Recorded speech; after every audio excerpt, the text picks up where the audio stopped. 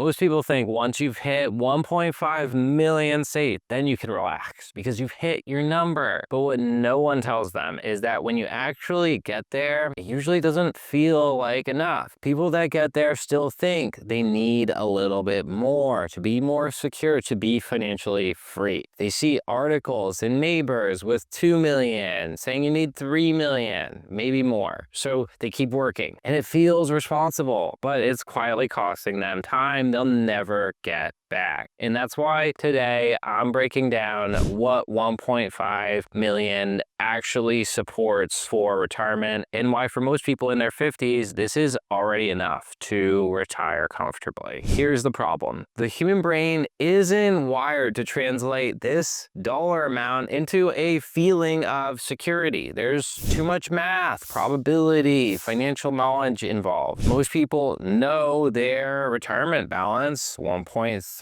million, 1.5 million, maybe more, whatever the number is, but they don't know what that number actually does. How much income does it support? How safe does that make them? And how long could that last? So they default to other ways of understanding this. They're comparing to their neighbors. They're comparing to what they read online. Experts say you need $2 million. The average American needs 2-3 million to retire comfortably. And if they're not there yet, they assume they're behind. I've seen people go from virtually nothing to $1.5 million and still feel a deep feeling of fear and maybe even terrified that they might not have enough if they were to step back. And if you're not there yet, that might sound crazy. That seems like a really high number to reach, but here's the truth. You can always have more, and more technically is safer no matter how much you have. But when is safe enough? Because once you hit your 50s, those early retirement years when you have your health are very precious. And a lot of people don't realize what these long hours and these extra years of sacrifice are actually costing them, not just financially, but mentally and emotionally. Consider this. Far fewer people at the end of life wish they worked more hours. They really wish they had spent more time with cherished loved ones or doing things that made them feel alive. The question isn't, do I have enough to never run out in all sorts of unlikely circumstances? The question really should be, do I have enough to sustainably live the life I want while I still can and without taking any excessive risks? Before I actually show you what 1.5 million actually buys, let me show you why everyone's so confused about this. If you search how much do I need to retire, you are going to get a different answer from every financial company, all the different financial voices. One might say 1.5, the other says 1.8. Some have even said 5 million plus. But asking a financial company how much you need to retire is like asking Chiquita how many bananas you should eat. Of course, bananas are great and they're not wrong, but at some point you've already got enough. More doesn't always mean better. So what does 1.5 million actually mean? Let me show you. 1.5 million using a conservative 4% withdrawal rate gives you about $60,000 per year to live on for 30 plus years if you take the studies. Now,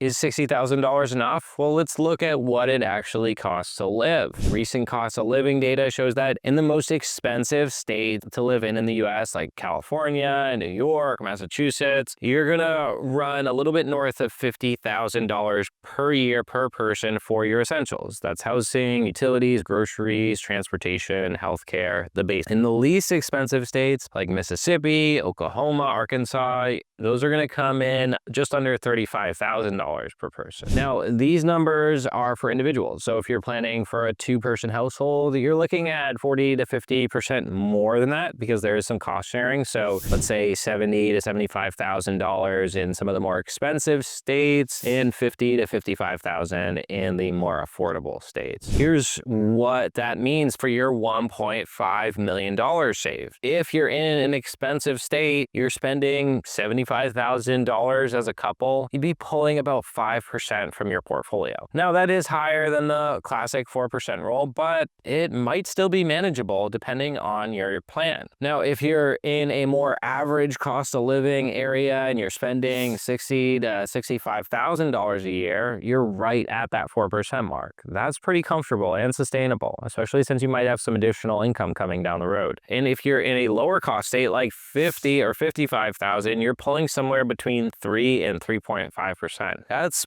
pretty conservative. That's a plan with some cushion built in, really. And remember, this is all before Social Security kicks in. Most people and couples retiring in their late 50s or early 60s, Social Security is around the corner, and that could add an additional $30,000 to maybe even up to $50,000 per year in total household income once both of you are claiming. So in even the most expensive scenario, once your Social Security starts, your withdrawal rate drops way down. Your portfolio gets some breathing room and your plan gets a lot more secure. Now, you might be thinking, if it's that simple, what is stopping people? Well, that's exactly the right question. And as they say, the devil is in the details here. There are two very big details that we haven't fully accounted for yet. First is taxes, those withdrawal rates that we suggest on 4%. That assumes you're pulling after tax dollars. If most of your money is in traditional IRAs or 401ks and you're paying ordinary income tax on every dollar that you withdraw,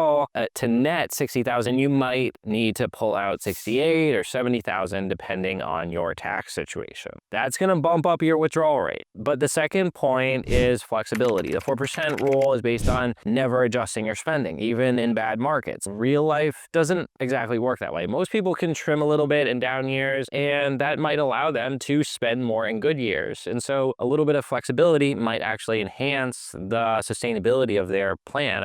And this is where having an actual plan, not just a rule of thumb, makes all the difference. Let me show you what this looks like in real life. We worked with a couple recently. Let's call them Sheila and Rupert, who had 1.6 million saved and invested over years, and they lived in a high tax state. A lot of this was pre-tax money, and they wanted to retire at 58. When we built their retirement plan with some intentional tax planning and a guardrail-based spending strategy, which implied that they could adjust their spending depending on how markets were doing, we were able to show them how they could spend about $7,000 per month after taxes and adjusted for inflation every year. That's $84,000 from 1.6 million. That's a 5.25% withdrawal rate. Now, you might be thinking, isn't that risky? That's a little bit higher than the 4%. But here's where the numbers actually help us get some clarity. Of course, it's risky to maybe swim in the ocean, but it just depends on the probability of getting bit by a shark, right? With a guardrail-based plan, we modeled that they would only need to adjust their spending if their portfolio dropped about 27% from its current value, which would trigger what we call a lower guardrail and a modest spending adjustment to stay on track from a risk standpoint. How likely is that? Well, based on historic market data, that's less than a 5% chance of it happening in any given year. And even if it did happen, the adjustments to their spending to stay on track would be about $500 per month. That seemed pretty manageable, not catastrophic. And here's the kicker. We showed them how this plan would have performed even if they followed it and retired right into the worst economic catastrophe in U.S. history. That's the Great Depression. If we simulated their retirement through the Great Depression, the result was that they would have had to make precisely 2 spending adjustments of around $400 to $600 per month in the first 10 years. And over time, those cuts were offset by market recoveries, which allowed upper guardrails triggered to be increasing their spending. Once they saw this and they saw how they would be fine with this plan, even in what they considered